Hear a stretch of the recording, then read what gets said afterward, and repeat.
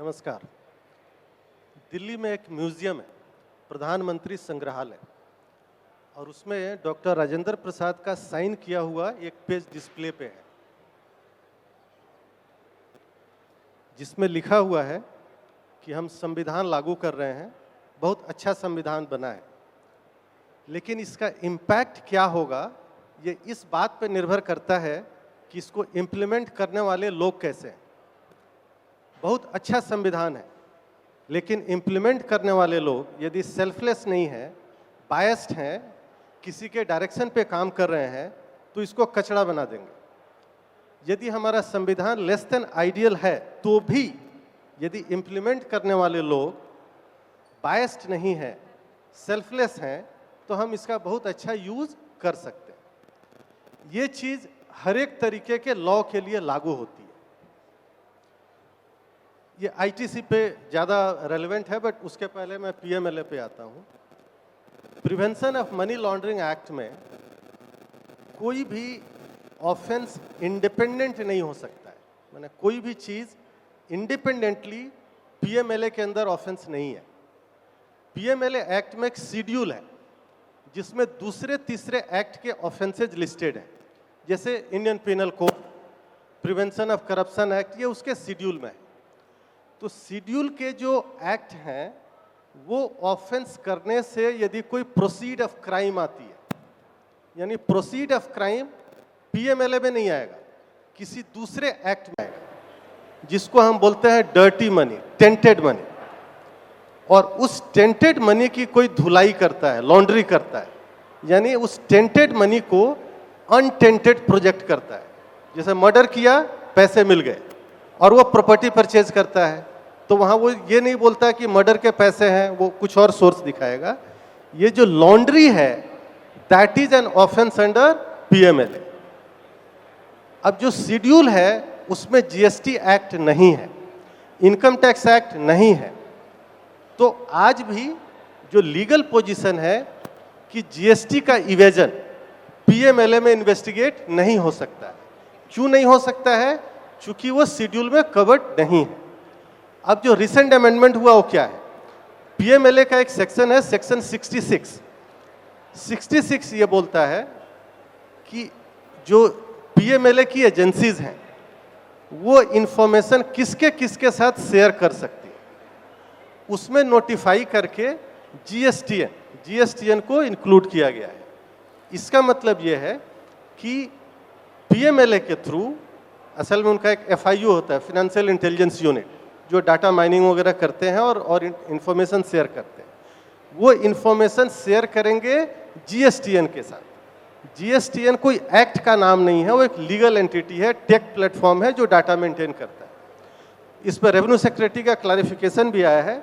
तो उसका ऑब्जेक्टिव ये है कि कहीं पीएमएलए रिलेटेड केस बुक हो रहा है तो हो सकता है इंडिपेंडेंटली उसमें जीएसटी का भी इवेजन हो। This is transfer of information from financial intelligence unit to GSTN, not other way.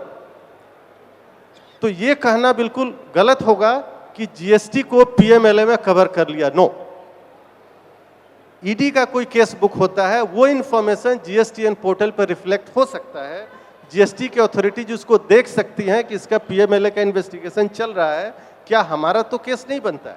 So that is that part. Now coming to ITC, देखिए जो लॉ है, लॉ में एज ए मैन्युफैक्चरर जब हम क्रेडिट क्लेम करते हैं तो क्या लॉ में हमको ऐसी कोई रिस्पॉन्सिबिलिटी दी गई है कि before you take credit you visit the premises of your vendor, उसकी पूरी कुंडली बनाओ, उसका ऑडिट करो कि कहाँ से वो क्रेडिट ले रहा है?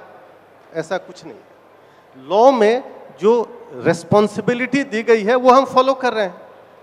सो as far as law is concern, आपने क्रेडिट लिया, इनवॉइस के साथ माल आया आपके पास, भले ही आपका सप्लायर रिटर्न फाइल नहीं करता है, भले ही आपका सप्लायर टैक्स नहीं पे करता है, आपके ऊपर कोई क्रिमिनल लायबिलिटी नहीं हो सकती। चूंकि क्रिमिनल लायबिलिटी के लिए इंटेंशन टू फ्रॉड बहुत जरूरी है। मुझे कैसे मालूम कि आज मैं परचेज कर रहा हूं तो मेरा सप्लायर महीने के बाद में टैक्स नहीं भरेगा, त्रिकालदर्शी तो हूं नहीं। So number 1।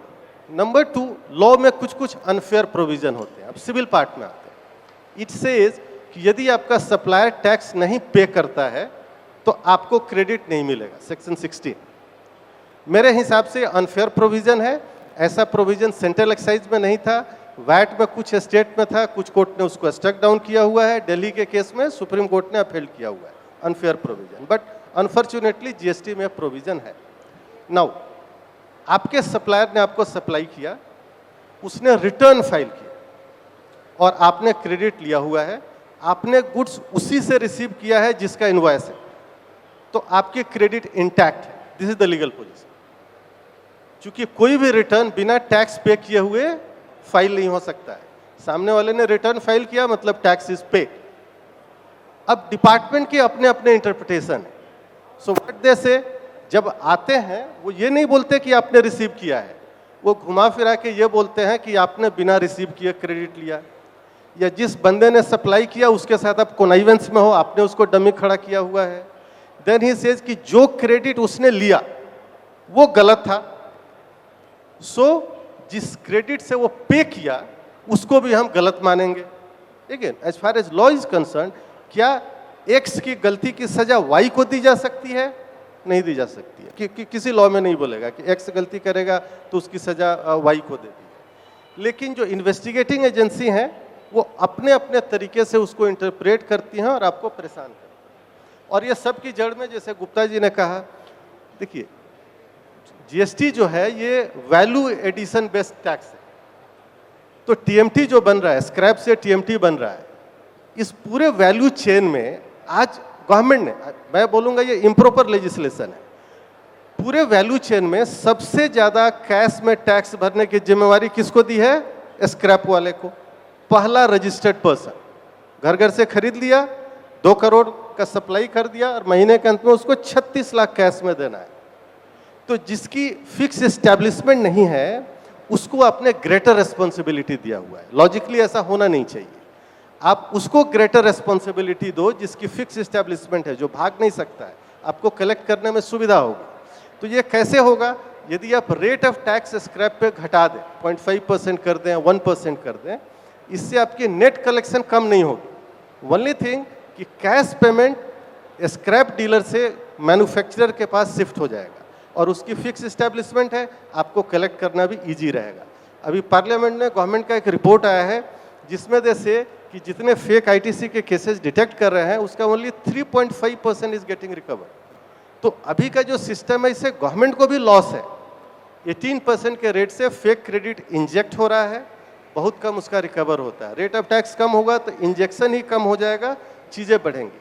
और अभी तक हो क्या रहा है? ये सारे इशू पे हम लोगों ने रिप्रेजेंट किया है, but this is a one way representation. हम रिप्रेजेंट करते हैं, गवर्नमेंट के साइड से कोई रिस्पॉन्स नहीं आता है, फॉर्मल रिस्पॉन्स कि आपके रिप्रेजेंटेशन में ये लूपहोल है, नहीं हो सकता है। If there is a counter response then we can also get into discussion and suggest. We keep on representing with no response from the government side. So this is the state of the industry today. If we discuss, everybody is on the same page, then I hope we'll be able to achieve our target. Thank you.